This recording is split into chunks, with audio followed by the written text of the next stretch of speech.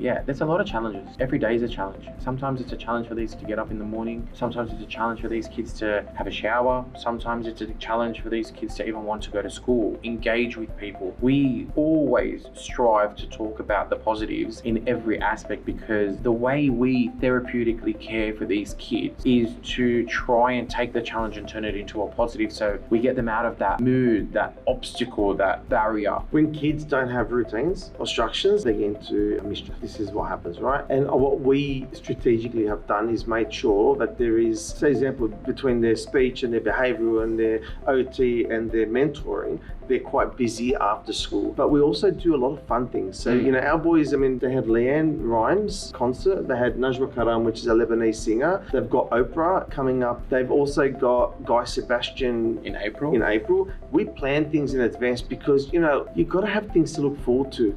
And for the kids, it's no different. They need to feel alive. They need to be able to share experiences and stories. Most kids in care don't have a lot of experiences. Experiences changes everything.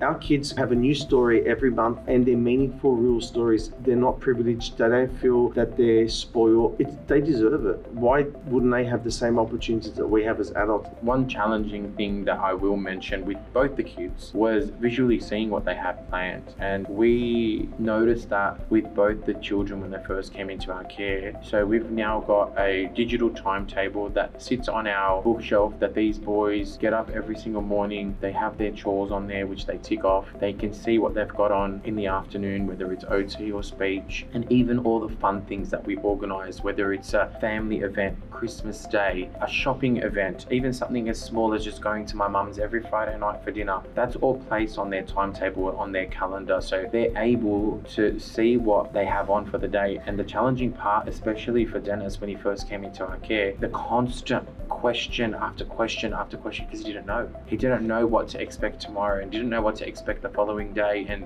the defiance when it came to speech therapy and OT and behavioral therapy for both children was because they were not involved in that process. Giving them the opportunity to sit down with the speech therapist, and if they did not click or understand how to interact with this particular person, which is what has happened, we always say you always give a second chance to your first. And when they give them that second chance, we will always take their advice and their challenge on board. And one of the biggest challenges for Dennis was he did not particularly get along with one of his therapists, and he gave them 3 chances and he just didn't click. And we kept having that defiance. I'm not doing it, I'm not doing it, I'm not doing it. And it was until we involved him into the care, into the decision of who his OT specialist was going to be, is when he thrived. I found a way of being able to put a device that not only holds their appointments but has their list of chores and allowed them to be responsible in managing us. Every morning our young one, and both of them actually, but in particular the young one, comes downstairs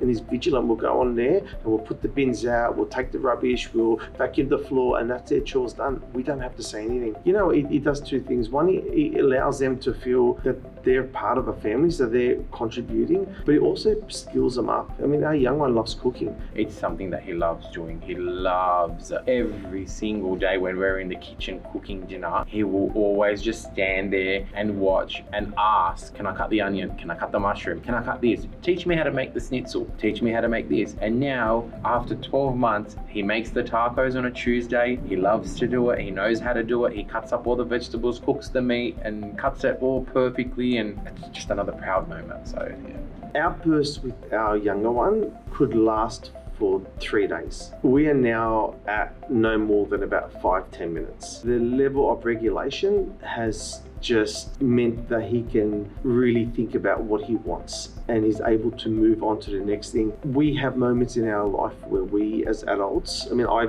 can tell you the meetings I go to where there's things I'd like to say, but I can't. And it's no different for a child. You know, one of the funny moments actually is where I said something to the young one and they went, And I said, did you have something to say? And they said, yes, but I'm not going to keep it in my head. I said, that's really good. So just being able to practice sometimes that there's things that you want to say, but it's not the right time and it's not the right place. It's impressive that, you know, we've seen a transformation. I mean, a kid, 12 years old, can't read, can't write, wasn't seeing speech. There was none of his services were available. And he was so angry and didn't want to see anyone. Since being with us, and it's been just over a year now, he's got his behavioural specialist specialist, he's got his speech, he's got his OT, and he's got his support worker. And those services are all working together, and we coordinate those. And I work really closely with the NDIS and with Life Without Barriers caseworker. Our youngest, the way he articulates his sentences now, and sometimes his smart-ass comments, you cannot get upset because he articulates them so well. Because he's worked so hard over the last 12 months with his speech therapist and his behavioral therapist and his OT to try and get that education that lacked for such a long time because he felt like nobody cared, and it's just that one little bit.